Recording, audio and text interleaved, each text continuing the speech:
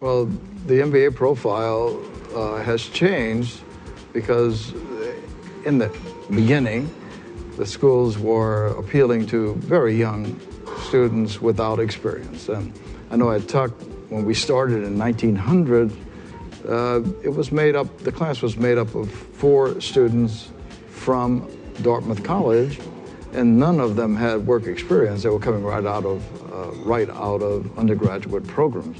Of course, now, if you roll that forward to the present, students at the top schools, for the most part, have experience, but some programs don't require experience. But for the most part, I'd say the top programs that we think of have students that have anywhere from 3 to 10 years experience.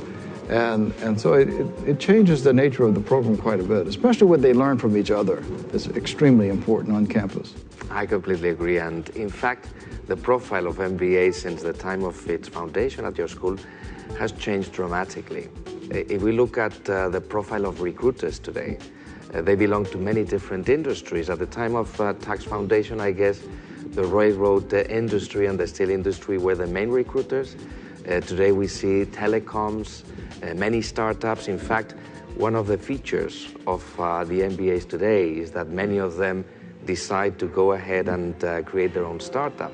So I guess that recruiters today are demanding very different MBA graduates than from the past. No? Today they look more at the soft skills, not just at the quantitative or hard skills. They demand not just having a very strong theoretical basis, but also people who can manage cross-cultural teams, who can have a sense of leadership, who are open to different visions of the world. Yes, and you know, the service industries are so much more important than ever. All the consulting industries, all of the banking industries, they hire people there that they are customer facing from the very beginning. They want people who can interact with customers, and so it asks for a more mature and well-rounded person, I think. But the companies themselves, all of the companies who hire both the service companies and hire our full-time MBAs, want people who can be leaders in a very short order, and it requires not just quantitative, but all types of people.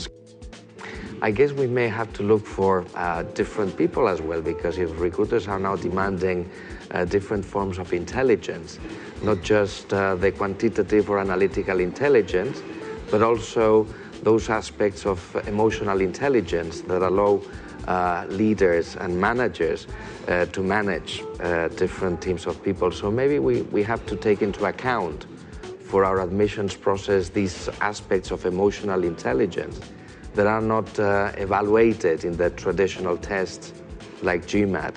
Maybe we have to look for people with more artistic orientation or with different skills anyway.